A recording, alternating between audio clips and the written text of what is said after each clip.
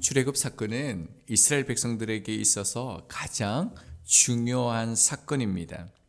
왜냐하면 이 출애굽 사건을 겪으면서 여호와 하나님이 누구신지, 그 여호와 하나님이 어떠한 분이신지 그들이 경험하고 깨닫게 되었기 때문입니다. 이로 인해서 그들의 믿음과 삶의 모든 영역에 변화를 불러오게 되었습니다. 즉 하나님의 백성으로서의 그 삶이 그들 가운데 드러나기 시작했다라는 것입니다. 애굽 땅에 10번째 재앙이 임했습니다. 바로의 장자로부터요. 옥에 갇힌 사람의 장자, 가축에 처음 난 것을 하나님께서 다 치셨습니다. 자, 이 일이 있고 난 후에 바로와 모든 신하와 애굽 사람들이 이스라엘 백성들에게 제물을 내어주고 그들을 보냅니다.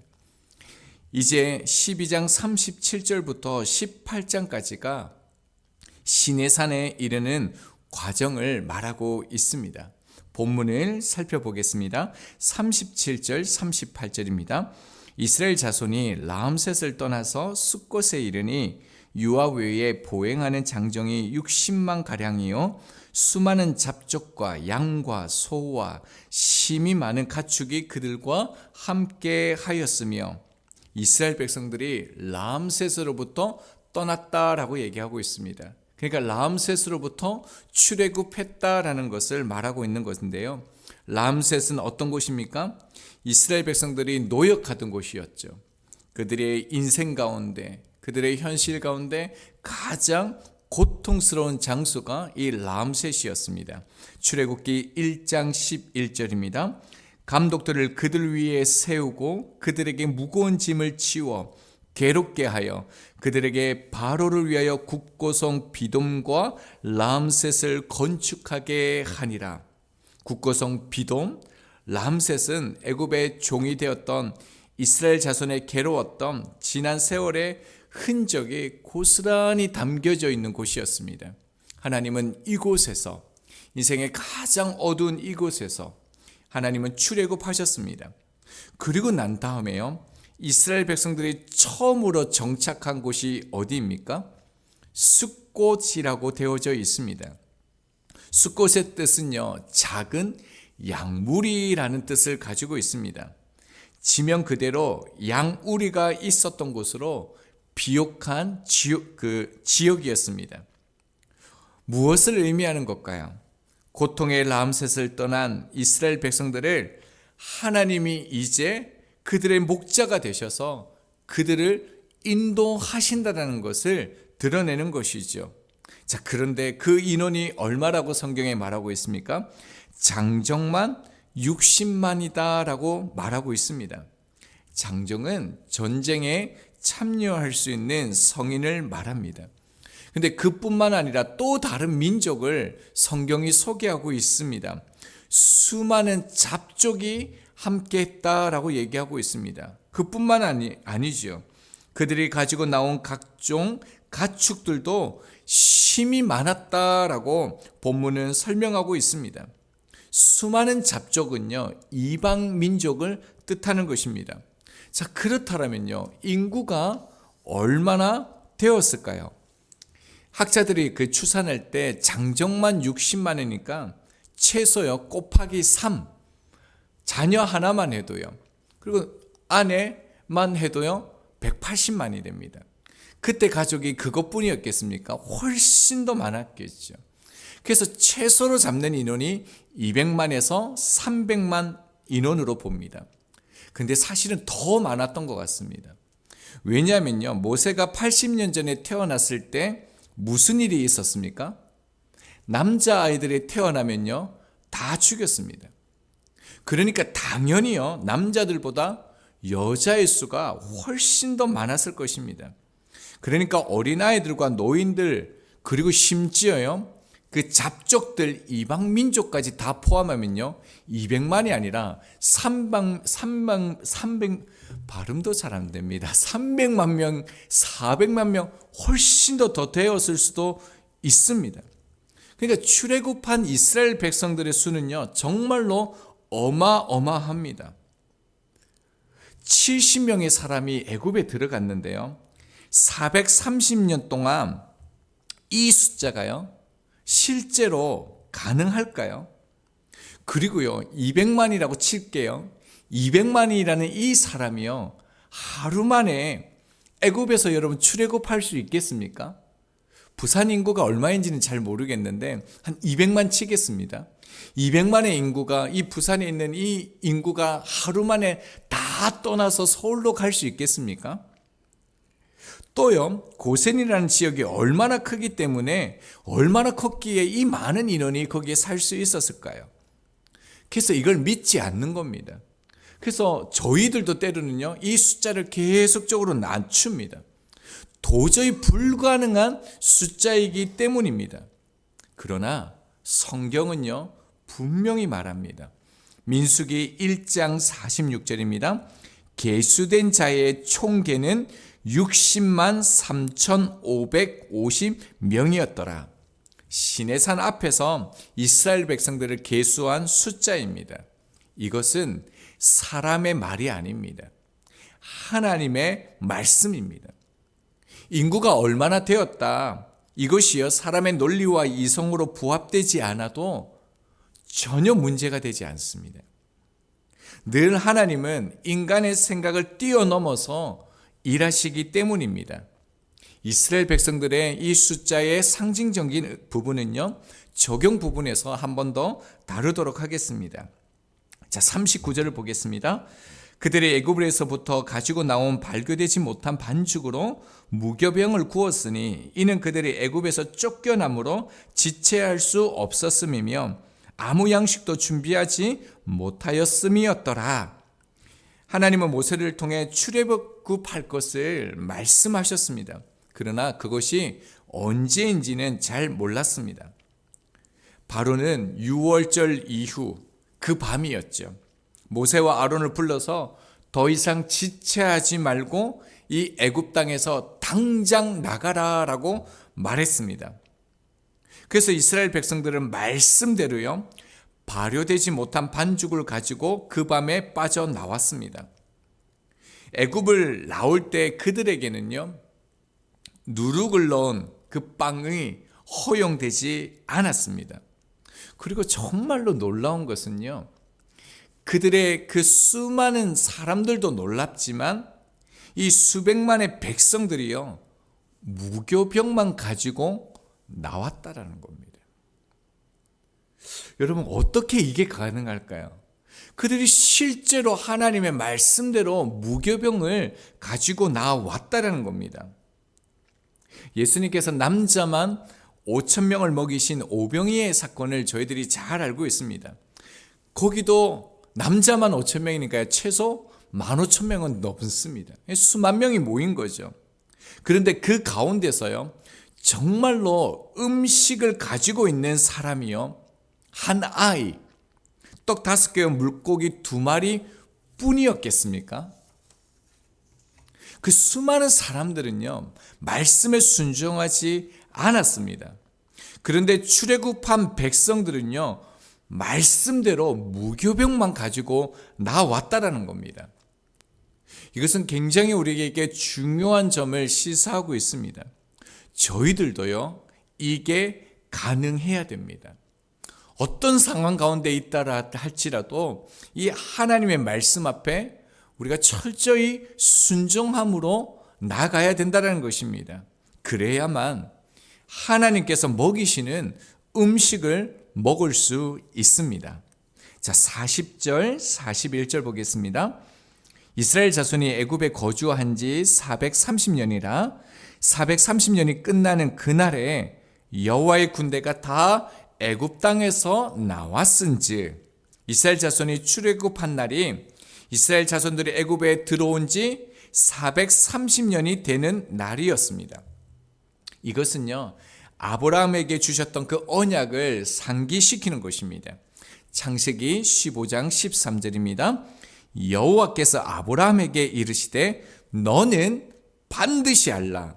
내 자손이 이방에서 객이되어 그들을 섬기겠고 그들은 400년 동안 내 자손을 괴롭히리니라고 말씀하셨습니다. 이 내용은 창세기 12장에서 하나님께서 아브라함에게 나타나셔서 내가 너로 큰 민족을 이루시겠다라는 언약의 가운데 말씀하신 장면입니다. 그리고 실제로 그 시기가 되어서 언약이 성취되었습니다. 여러분, 우리가 붙잡아야 할 것이 무엇인지 성경은 계속적으로 강조하고 있습니다. 무엇입니까? 하나님의 말씀이라는 겁니다. 근데 여기서 우리가 좀 질문을 던질 수는 있는데요. 창세기에서는 400년 동안이라고 얘기했는데 본문은 430년이라고 얘기하고 있습니다. 좀 학자들마다 계산하는 방식이 접근하는 방식이 조금씩 다르기 때문에 이렇게 말하는데요. 창세기에서의 400년은 100년을 4대씩 나누어서 본 것입니다. 그리고 출애굽기는 그 애굽에 거주한 총 기간을 말하는 것이기 때문에 조금 다릅니다.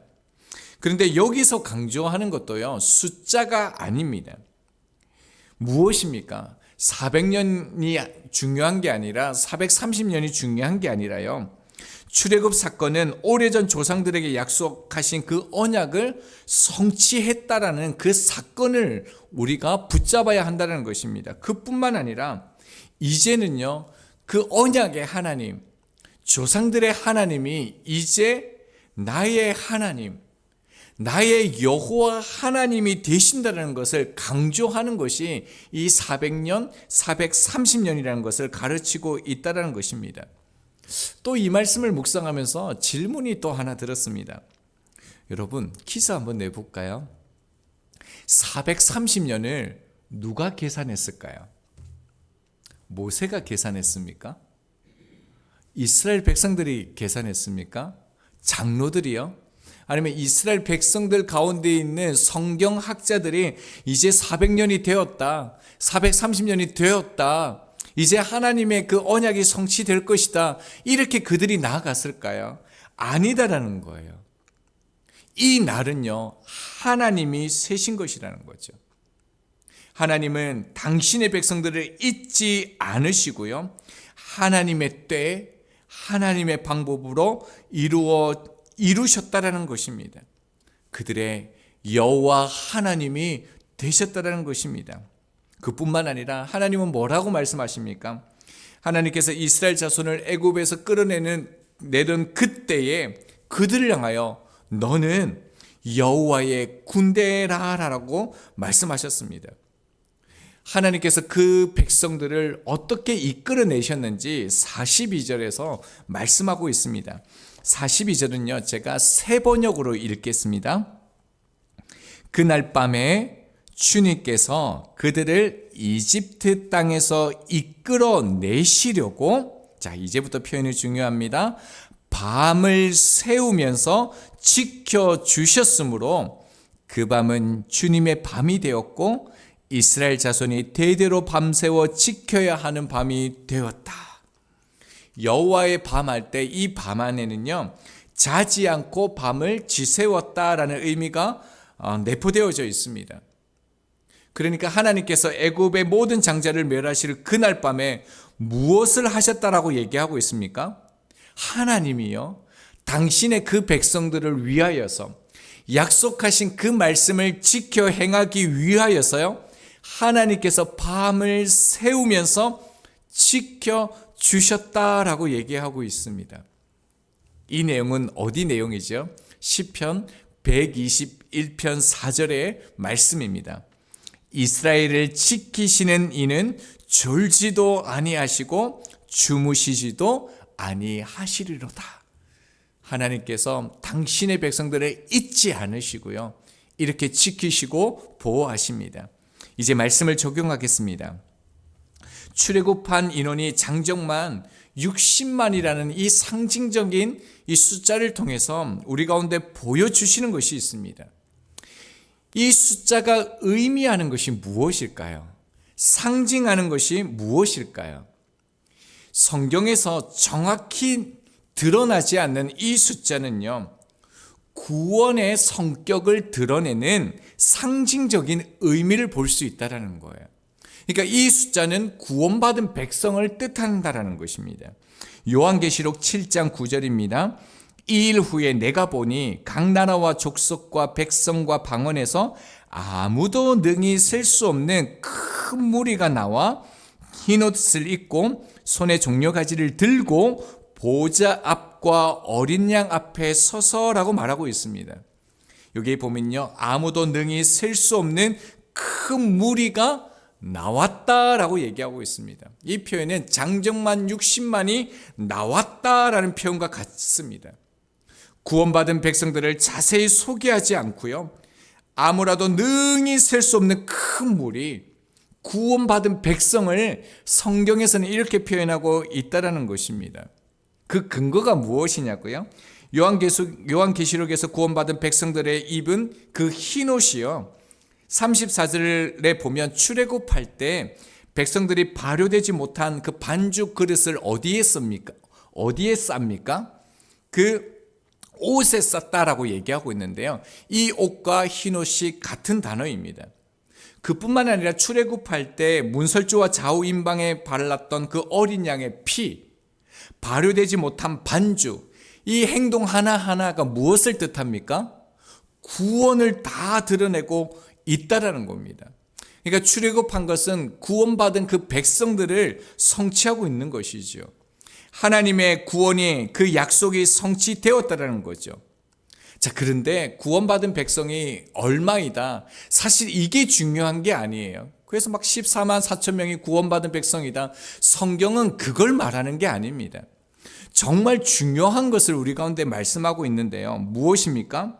이 구원받은 백성 안에는 이스라엘 민족만이 아니라 38절에 어떤 민족이 있다라는 겁니까? 잡족이 있었다라는 거예요. 수많은 잡족이 있었다라는 거예요. 이방 민족이 같이 이스라엘 백성들과 그 구원의 대열에 함께 했다라는 것이 중요하다라는 거예요. 그리고 심지어 이 이방 민족을 향하여 하나님 뭐라고 말씀하셨냐면 이들 역시 여호와의 군대였다라는 거예요. 그리고요, 광야 생활 가운데 이스라엘 백성들과 함께 어떻게 합니까? 동고동락했습니다. 하나님의 함께 하심, 돌보심, 인도하심, 그 하나님의 표적과 이적을요, 이 수많은 잡족들도 함께 경험했습니다. 그뿐만 아니라 이들의 다음 세대들도요, 가나안 땅에 들어갔다라는 겁니다. 여러분, 어떻게 수많은 이방 그 잡족들이요, 이방 민족들이 구원을 받습니까? 어떻게 그들이 하나님의 군대가 되어질 수 있습니까? 여러분, 오늘 출애굽이 그걸 보여주는 거예요.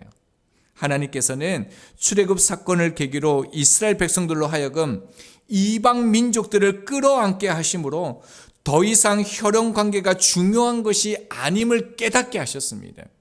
하나님의 구원받은 백성은 무엇입니까? 믿음의 공동체였다라는 거예요. 사랑의 공동체였다라는 거예요. 그래서 출애굽기 22장 21절에서 23절은 이렇게 말씀합니다. 너는 이방 나그네를 압제하지 말며 그들을 학대하지 말라. 너희도 애굽 땅에서 나그네였음이라. 너는 과부나 고아를 해롭게 하지 말라.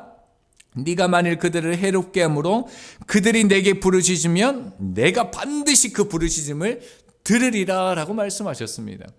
여러분, 놀랍지 않습니까? 이 짧은 한 본문 안에 얼마나 놀라운 것이 담겨 있는지 모릅니다. 지금 이 시대에도 이 놀라운 사랑이 가능하지 않습니다. 그런데 이 사랑의 공동체, 믿음의 공동체가 출애굽 당시에 주어졌다라는 겁니다. 이스라엘 백성들을 통하여 수많은 잡족들이요, 구원의 은혜를 받았다라는 겁니다. 여러분, 저희는 구원 받았습니까? 내가 구원 받았는지를 어떻게 알 수 있습니까? 구원은요, 또 다른 구원을 통해서만 드러납니다. 저희는 예수 그리스도를 말미암아 죄와 사망으로부터 구원을 얻은 백성입니다. 하나님이 저희들을 출애굽시켜 하나님의 군대로 불러주셨습니다. 저희들은 구원의 빚진 자입니다. 그리고 우리는 이 구원을 우리 주변의 수많은 잡족과 같은 이방 민족과 같은 그들 가운데 흘러 보내야 됩니다. 그리고 그들이 구원 가운데 설 때 구원이 우리 안에 있음을 우리는 발견하게 될 것입니다. 그러하기에 이날요, 혼자 걷지 마시고요, 혼자 기도하지 마시고요, 혼자 말씀 가지고 살아가지 마시고요, 함께 걷고 함께 기도하고 함께 우리 주위에 있는 사람들과 말씀의 길을 걸어갈 수 있는 저희들이 될 수 있기를 바랍니다.